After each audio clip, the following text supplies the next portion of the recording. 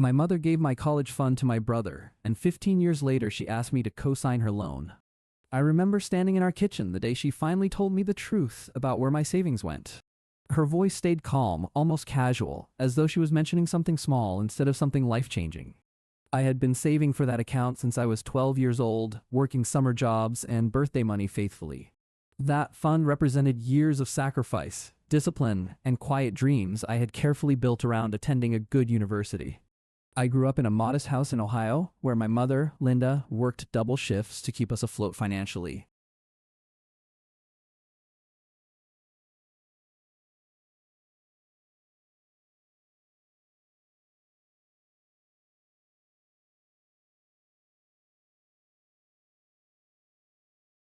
Every report card I brought home earned quiet approval, while Tyler's struggles earned tearful, exhausting family meetings instead. I started babysitting at 11, saving every dollar into a small account my mother helped me open carefully. By 16, I was working weekends at a diner, adding tips and wages toward my growing college dream fund. My mother often praised my discipline, telling neighbors proudly that I would be the first in our family attending college. Tyler dropped out of community college twice, drifting between jobs, apartments, and increasingly concerning financial decisions repeatedly. I never resented him completely, understanding he struggled differently, though his struggles always seemed to cost our family more. By 18, my college fund had grown to nearly $40,000, saved carefully over 6 determined years. I received acceptance letters from 3 universities, choosing the one offering the best combination of programs and affordability. I remember celebrating that acceptance letter with my mother, both of us crying happy tears at our kitchen table. She promised proudly that my fund would cover tuition, housing, and books without needing additional loans or debt. That promise felt like validation, proof that years of sacrifice had finally paid off exactly as I hoped. 2 months before move-in day, Tyler called our mother in tears, saying he owed serious money to dangerous people. He explained vaguely about a business deal gone wrong, refusing to give specific details about who exactly he owed. My mother panicked immediately, pacing the kitchen floor, insisting we needed to help him before something terrible happened. I asked how much money he owed, and her hesitant silence told me the number was larger than expected. She finally admitted Tyler owed nearly $35,000, an amount frighteningly close to my entire college fund balance. I felt my stomach drop, sensing exactly where this conversation was heading before she even finished speaking clearly. She asked, voice trembling, whether I would consider lending Tyler money from my college fund temporarily. I said no immediately, explaining that fund represented years of sacrifice, meant specifically for my education, not his mistakes. She cried, saying Tyler could be seriously hurt, that family always came first regardless of individual sacrifice involved. I told her we could find other solutions, loans, payment plans, anything besides sacrificing everything I had worked toward. Within days, without fully consulting me, she withdrew $35,000 from my account to cover Tyler's debt. I discovered the missing money accidentally, checking my balance online before a scheduled tuition payment deadline approaching quickly. My hands shook as I stared at the screen, refreshing repeatedly, hoping desperately I had misread something important. I called my mother immediately, my voice breaking as I demanded an explanation for the disappeared money. She admitted everything calmly, saying she had no choice, that protecting Tyler mattered more than my college plans. I asked how she could access my account without permission, and she said her name remained listed as guardian. That technicality felt like betrayal disguised as legal convenience, stealing years of sacrifice through quiet, unquestioned authority. I screamed, cried, and begged her to understand what she had truly taken from me that day. She apologized repeatedly, promising she would help me find alternative funding, though her words felt hollow and rehearsed. I ended up taking emergency student loans, working 2 jobs throughout college just to cover remaining tuition gaps. Tyler never repaid the money, disappearing into another questionable venture just months after his debt was resolved completely. I graduated 4 years later, drowning in student loan debt that should have never existed in the first place. My mother attended graduation, smiling proudly, seemingly unaware how deeply her decision had reshaped my entire financial future. I moved to Columbus after graduation, determined to build independence far away from familiar patterns of sacrifice and guilt. I worked in accounting, slowly climbing toward financial stability while paying down loans that haunted me constantly. Tyler continued struggling, bouncing between failed businesses, each one somehow requiring emergency assistance from our increasingly exhausted mother. I distanced myself gradually, limiting visits, protecting myself from resentment that grew heavier with every family phone call. Years passed, and I built a stable life, buying a small condo and finally paying off my student loans completely. I rarely discussed the college fund incident, though it remained quietly present beneath every interaction with my family. My mother aged visibly, her health declining slightly, her patience with Tyler somehow remaining endlessly, frustratingly renewable. Then, 15 years after that painful withdrawal, my mother called asking if we could meet for dinner soon. Something in her voice sounded different, hesitant, carrying weight she seemed reluctant to fully explain over the phone. I agreed cautiously, curiosity mixing with old wounds that never fully healed despite years of careful emotional distance. We met at a quiet restaurant downtown, and she looked smaller somehow, older than the confident woman I remembered. She ordered water instead of wine, fidgeting nervously with her napkin before finally addressing why she wanted to meet. She explained she needed to refinance her house, facing financial difficulty after years of quietly supporting Tyler's failed ventures. I felt my chest tighten, sensing exactly where this conversation was heading before she finished her careful explanation. She asked whether I would consider co-signing a loan, saying her credit score alone would not qualify anymore. I sat silently for a long moment, memories of that missing college fund resurfacing sharply and painfully instantly.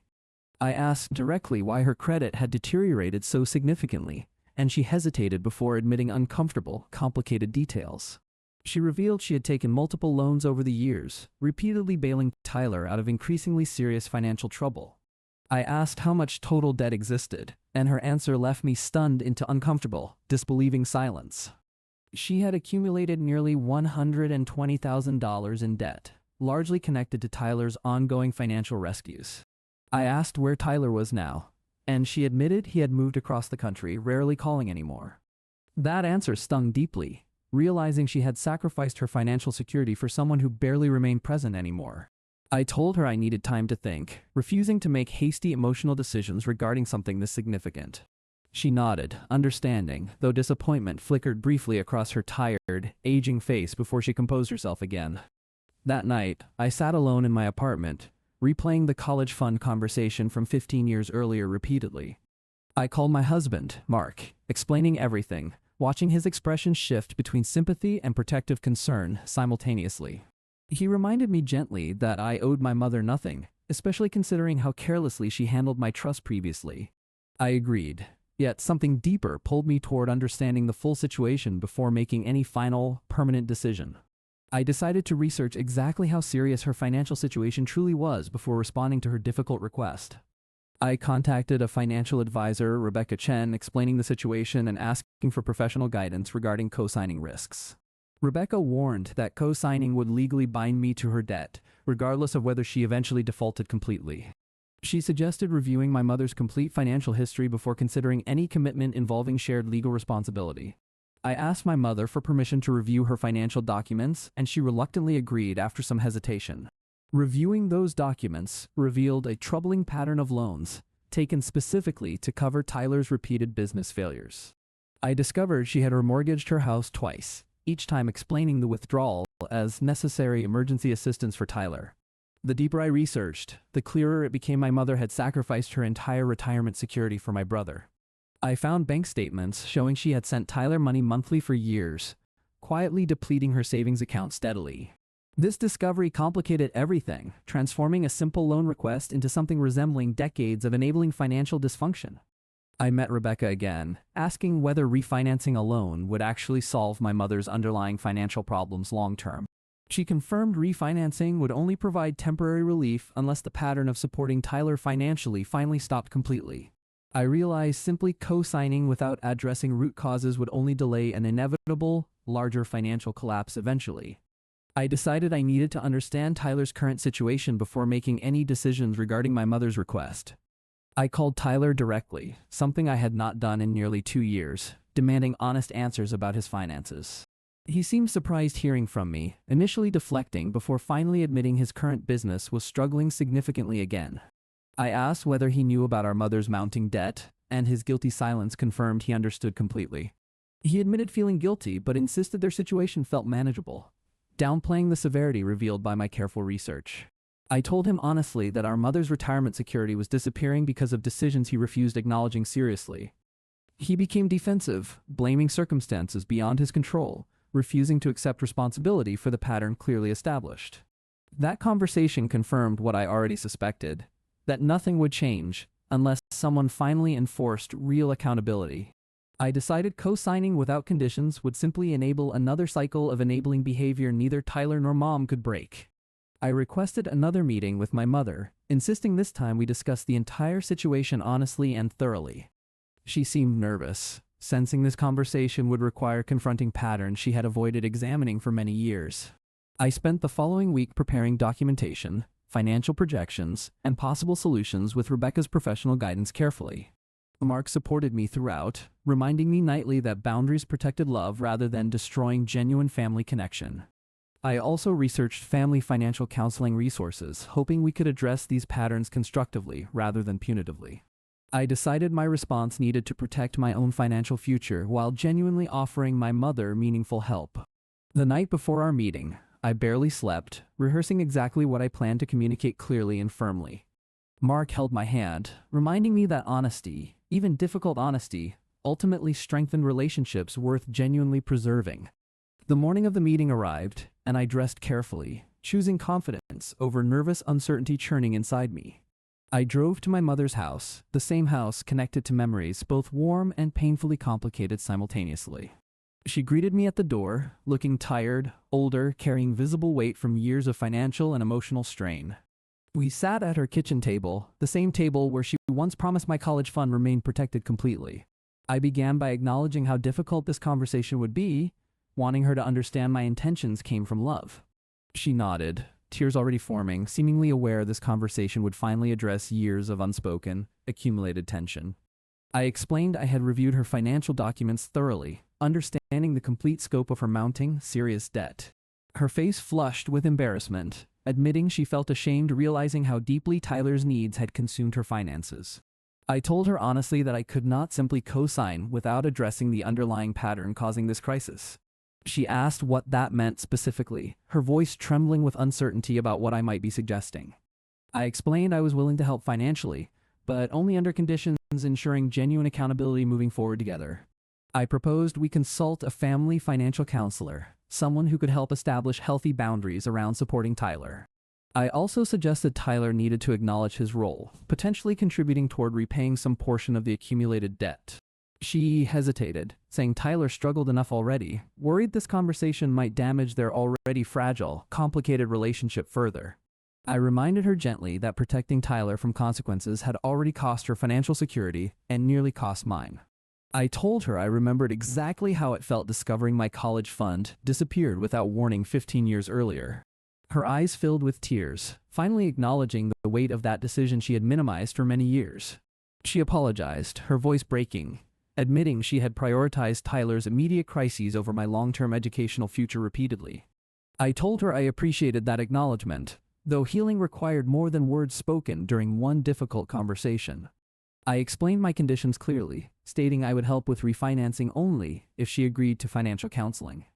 I also insisted Tyler needed to participate honestly, contributing something meaningful toward acknowledging the debt he created. She agreed hesitantly, admitting she recognized this pattern needed breaking before it destroyed whatever security remained for her future. I called Tyler that evening, explaining the conditions clearly, watching his initial resistance slowly transform into reluctant acceptance. He agreed to contribute monthly payments toward the debt, acknowledging finally that his choices carried real, lasting consequences. I arranged a family meeting with Rebecca and a financial counselor, ensuring everyone understood the plan moving forward clearly. That meeting felt different from every previous family gathering, filled with honest accountability instead of quiet, unspoken resentment. My mother listened carefully, taking notes, genuinely engaging with strategies designed to protect her remaining financial security. Tyler, surprisingly, seemed more present than I remembered, perhaps finally understanding the weight of years of enabling behavior. The counselor helped establish clear boundaries, explaining healthy family support required accountability rather than repeated, unconditional financial rescue. I agreed to co-sign the refinancing loan, but only with these conditions formally documented and agreed upon completely. Signing that loan felt different from the anger I once imagined feeling toward my mother during earlier painful years. Instead, I felt a strange mixture of protective love and hard-earned wisdom about healthy boundaries within family relationships. Over the following months, my mother attended financial counseling sessions regularly, slowly rebuilding healthier spending habits and priorities. Tyler sent monthly payments consistently, small amounts initially, but consistent enough to demonstrate genuine, meaningful accountability finally. I began visiting my mother more regularly, our relationship slowly transforming through honesty rather than avoided, unspoken tension. She started asking about my life more genuinely, listening instead of immediately redirecting conversations toward Tyler's ongoing struggles. I noticed her becoming more confident, less anxious, as financial stability slowly replaced years of quiet, constant worry.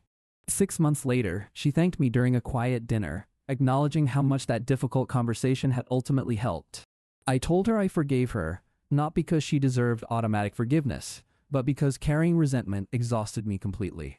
She said she finally understood that protecting Tyler from consequences had actually harmed him more than helping him. Tyler called occasionally now, sounding more grounded, mentioning steady work instead of another risky, unstable business venture. I never forgot losing my college fund, but I chose not to let that loss define our entire future relationship. My mother eventually admitted, during a quiet visit, that losing her retirement security taught her lessons she desperately needed.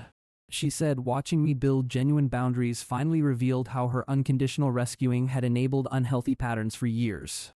I told her true love sometimes meant allowing people to face consequences instead of constantly softening every difficult outcome. Mark and I started hosting monthly family dinners, creating new traditions built on honesty instead of avoided complicated history. I often thought about that 12-year-old girl saving birthday money, grateful she eventually learned her worth extended beyond sacrifice.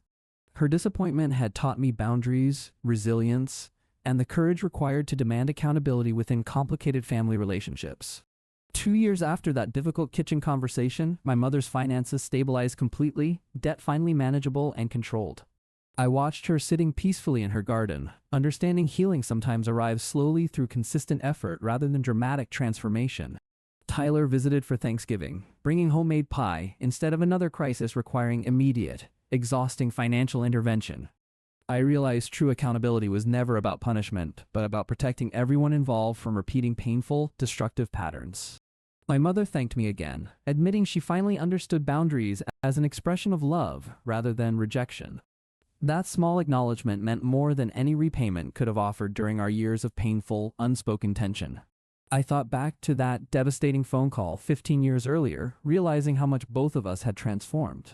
Mark reminded me often that our family's strength came from honesty, not from avoiding difficult, necessary conversations entirely. I began inviting my mother over more frequently, small visits filled with laughter neither of us once thought possible. She arrived each time with genuine interest, asking questions about my career, learning to celebrate accomplishments unrelated to Tyler. Watching her engage authentically, I finally understood forgiveness as an ongoing process rather than a single, dramatic moment. The financial counseling had protected more than her credit score. It had protected the possibility of genuine family healing. I told my mother one evening that I was proud of the changes she continued making consistently over time. She said she was equally proud, finally, of the boundaries I had established entirely on my own determined terms. 15 years of unresolved tension had once felt permanent, yet honesty slowly rebuilt what avoidance once quietly destroyed. I no longer needed her apology, but receiving genuine accountability felt like healing wounds I carried for far too long. Sitting in my mother's kitchen one evening, watching her laugh freely without underlying worry, I finally felt complete peace. This story was never about revenge. It was about protecting boundaries, choosing honesty, and allowing genuine change room to grow. My mother's finances survived because of accountability, but our relationship survived because both of us finally chose honesty. I learned that unconditional rescue eventually enables dysfunction, while boundaries built on love continue strengthening through every difficulty. Mark often says our family's greatest achievement was not the loan agreement, but rebuilding trust through honest, difficult conversation. I still remember that 12-year-old girl's careful savings, grateful I eventually learned to protect my own worth completely. Today, my mother calls regularly, not out of obligation, but out of genuine desire to remain present in my life. I forgave her fully, not forgetting the pain, but refusing to let that pain control my future happiness anymore. Our family gatherings now include laughter, honesty, and the kind of connection avoidance could never have provided previously. I look at my own daughter, growing up understanding boundaries and accountability matter as much as unconditional family love. Sometimes the most powerful justice is not punishment, but watching someone genuinely transform through humility and honest accountability. My mother once believed protecting Tyler meant unconditional rescue, but she eventually learned boundaries mattered infinitely more than avoidance. I close that painful chapter not with anger, but with hard-earned peace, gratitude, and quiet, lasting hope. And whenever I review my own savings account today, I remember it once meant loss, but now represents genuine strength. I taught my daughter to save carefully, sharing my story honestly so she understood both sacrifice and boundaries matter deeply. My mother sometimes visits, watching my daughter's small savings jar, smiling with quiet pride and gentle, healed reflection. Tyler eventually built a stable business, crediting the accountability our family finally enforced after years of enabling behavior. I never expected forgiveness to feel this way, less like forgetting and more like choosing peace over resentment daily. My mother's garden became her favorite place, filled with flowers she finally had time and peace to properly enjoy. I visit often now, bringing my daughter, watching 3 generations slowly heal through honesty neither generation initially understood correctly. Rebecca, the financial advisor, later told me few families successfully break these patterns, calling our story genuinely inspiring. I told her healing required uncomfortable honesty, patience, and boundaries strong enough to protect everyone involved simultaneously. My mother eventually repaid a portion of what she once took, not out of obligation but genuine reconciliation. I told her the money mattered less than the accountability and honesty we had finally built together completely. Standing in my mother's kitchen during our last visit, I realized healing rarely arrives through grand, dramatic gestures alone. Instead, healing arrived through consistent small choices, honest conversations, and boundaries protecting love rather than destroying genuine connection. I thought about my 12-year-old self, wishing I could tell her value extends far beyond sacrifice and quiet compliance. That version of me eventually became someone capable of protecting both herself and her family through honest, difficult accountability. My mother often says she is grateful I finally forced the conversation she avoided for over 15 painful years. I remind her that love sometimes requires uncomfortable honesty, protecting both people from repeating destructive, unbalanced patterns indefinitely. Tyler now calls occasionally just to talk, not because he needs money, but because he genuinely values connection. I realized our family's healing began the moment I finally refused unconditional compliance in favor of honest accountability. My mother's retirement remains secure now, protected through boundaries neither of us initially believed possible to establish successfully. I often reflect on how differently things might have turned out had I simply co-signed without addressing root causes. That choice to demand honesty, rather than avoid difficult conversation, ultimately protected our entire family's long-term future together. I forgave my mother completely. Understanding forgiveness meant releasing resentment, while still honoring boundaries protecting my own worth. This journey taught me that genuine love sometimes requires difficult conversations most families avoid out of fear or guilt. I closed this chapter grateful for growth, healing, and the courage required to finally demand honest accountability.